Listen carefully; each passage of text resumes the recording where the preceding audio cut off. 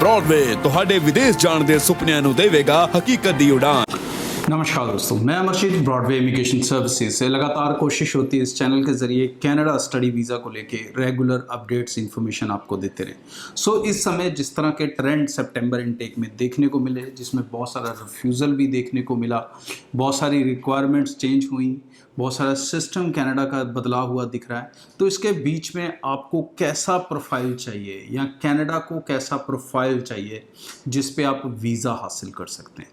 तो कुछ important points कि आपका प्रोफाइल कैसा होना चाहिए उसके बारे में आज बातचीत करेंगे। जिनका प्रोफाइल वैसा है वो ऑलरेडी काफ़ी पॉजिटिव फील कर सकते हैं रिगार्डिंग देयर वीज़ास। यहाँ पर मैं टेक्निकल कंडीशंस की बात नहीं करूँगा, एम्बेसीज की जो टेक्निकल रिक्वायरमेंट्स हैं उसकी बात नहीं करूँगा, हम प्योरली प्रोफाइल के ऊपर फोकस करेंगे। सबसे पहले मैं चाहूँगा जी इस चैनल को ज़रूर सब्सक्राइब कर लें ताकि आप कभी भी कोई भी इंपॉर्टेंट इन्फॉर्मेशन मिस ना करें।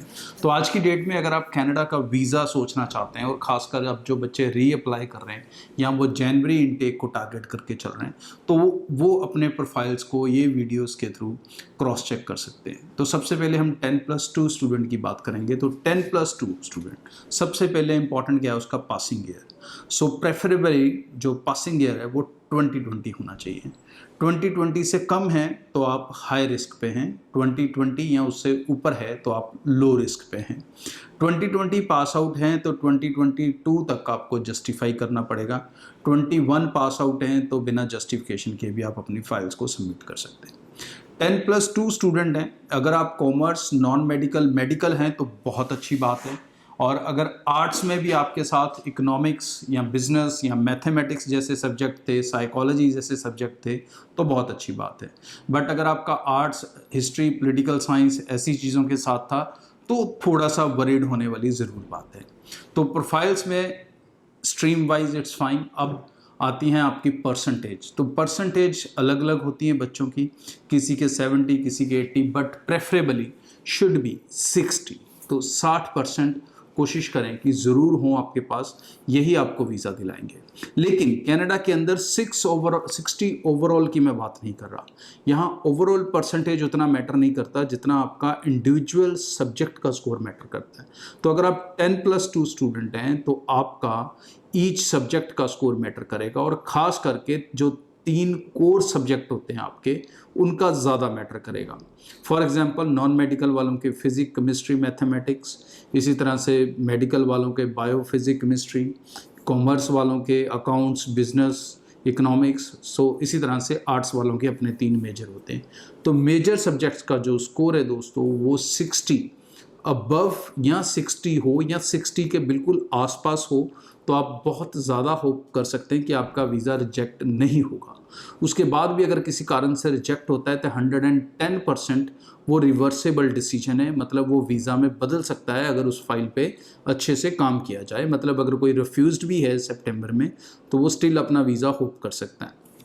बट अगर आपका स्कोर किसी भी सब्जेक्ट में 50 से बिलो चला गया है तो आप बिल्कुल हाई रिस्क पे आ गए हैं, जहाँ पर वीज़ा की प्रोबेबिलिटी बहुत कम रहेगी कंपैरेटिवली टू अदर स्टूडेंट्स। इसी तरह से जो ग्रेजुएट बच्चे हैं, जो रेगुलर ग्रेजुएट बच्चे हैं, उनके लिए भी गुड है। जो 3-4 साल के एक्सपीरियंस, 5 साल के एक्सपीरियंस के साथ हैं वो भी सेफ़ हैं, क्योंकि ग्रेजुएशन के बाद अक्सर बंदा जॉब करेगा। उस समय अपने गैप्स लगाना, जस्टिफिकेशन देना कोई आपके प्रोफाइल को नेगेटिव नहीं करता है। Only thing you need to keep in mind कि जब आप एक एक्सपीरियंस वाले स्टूडेंट हो जाते हो तो आपकी ग्रेजुएशन जिस ट्रेड में है, आपका एक्सपीरियंस जिस ट्रेड में है, उन दोनों को कैलकुलेट करने के बाद आपको अपना कोर्स सेलेक्ट करना है। बहुत सारे केसेस में, रिफ्यूज़ल केसेस में मैं ऐसे देख रहा हूँ कि बच्चे की ग्रेजुएशन किसी और फील्ड में है, एक्सपीरियंस किसी और फील्ड में है, और उसी में से एक फील्ड के साथ वो अपना कोर्स लेने की कोशिश करता है तो उसमें वो ज़्यादातर फेल होता है। फॉर एग्जांपल किसी ने इंजीनियरिंग कर ली है, किसी ने नॉन मेडिकल कर लिया, वो एमआर बन गया, एमआर बनने के बाद वो प्रोजेक्ट मैनेजमेंट लेता है। तो ऐसी जो कन्फ्यूजन्स क्रिएट करते हैं प्रोफाइल्स में, उनमें नेगेटिविटी प्रोफाइल्स की रिजल्ट की ज़्यादा रहती है। तो मतलब आपकी तीनों चीज़ों का सिंक होना चाहिए, your graduation, your experience and the course you chosen. इसी तरह से जो 10+2 स्टूडेंट हैं उन पे भी ये चीज़ बहुत स्ट्रिक्टली अप्लाई होती है। कनाडा एक चीज़ को बहुत फिक्स लेके चल रहा है, वो चीज़ है कि बच्चा एक ही लाइन में रहना चाहिए, मतलब एक ही ट्रेड में रहना चाहिए, उसकी ट्रेड चेंज ना हो। That is the first priority. Secondly Canada सबसे ज़्यादा प्रेफर कर रहा है स्टेम स्टूडेंट्स को। स्टेम स्टूडेंट्स वो होते हैं जो साइंस, टेक्नोलॉजी, इंजीनियरिंग और मैथमेटिक्स के साथ होते हैं, मतलब STEM, स्टेम। तो जो स्टेम स्टूडेंट्स हैं उनको कहीं ना कहीं हाई प्रेफरेंस मिल रही है। इट ऑल डिपेंड्स कि वो अपने प्रोफाइल्स को कैसे सबमिट करते हैं। SOPs का रोल बहुत बड़ा हो चुका है, उसको बिल्कुल अंडर एस्टिमेट ना करें। बहुत सारे बच्चों को SOP पे शो सुनना या बातचीत सुनना ही अच्छा नहीं लगता, but this is very important in Canada now days कि अगर आपका SOP आपके कोर्स की रेलेवेंसी और प्रोग्रेशन दोनों को जस्टिफाई नहीं कर पा रहा और उसके बाद उसकी करियर अपॉर्चुनिटीज़ को जस्टिफाई नहीं कर पा रहा, तो there is a higher chances कि आपके पास सब कुछ होते हुए भी आप रिफ्यूज़ल फेस कर रहे हैं। और ऐसे बहुत सारे केसेस हैं। ये सारे केसेस रिफ्यूज्ड इसीलिए होते हैं क्योंकि ये अपनी SOPs में अपने आप को अच्छे से एक्सप्लेन या जस्टिफाई नहीं कर पाते। तो इन चीज़ों का अगर आप ध्यान रखेंगे तो आप कनाडा का वीज़ा 110% ले सकते हैं। कोई कन्फ्यूजन्स हैं, डाउट्स हैं, ब्रॉडवे की टीम से कांटेक्ट कर लें। अलग अलग स्टेट्स में हमारे ऑफिसेज हैं, जम्मू में, पंजाब में, हरियाणा में, दिल्ली में। सो निश्चिंत होकर ब्रॉडवे की टीम से मिलें और अपनी एप्लीकेशंस को कनाडा के लिए जैन इंटेक जल्दी से स्टार्ट कर लें। Thank you. और हाँ, जाने से पहले इस चैनल को सब्सक्राइब करना न भूलें। Thank you.